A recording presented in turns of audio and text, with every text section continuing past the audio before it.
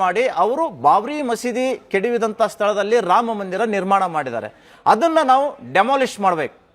ನಮ್ಮ ಗುರಿ ಏನಿದ್ರೂ ಕೂಡ ಭಾರತದಲ್ಲಿ ಇಸ್ಲಾಂ ರಾಷ್ಟ್ರ ಸ್ಥಾಪನೆ ಮಾಡಬೇಕು ಅಂತ ಅವರು ಹೊರಟಿರುವಂತಹ ಉದ್ದೇಶ ಸ್ಪಷ್ಟವಾಗಿದೆ.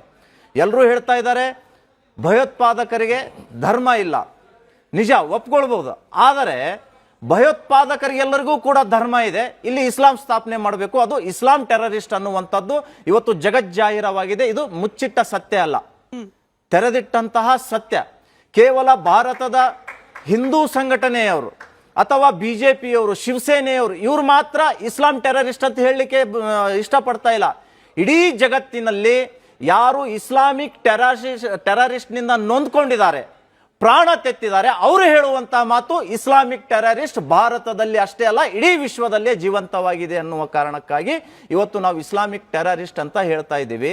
ಇಲ್ಲಿ ಇರುವಂತವ್ರಿಗೆ ನಾನು ಹೇಳ್ತೀನಿ,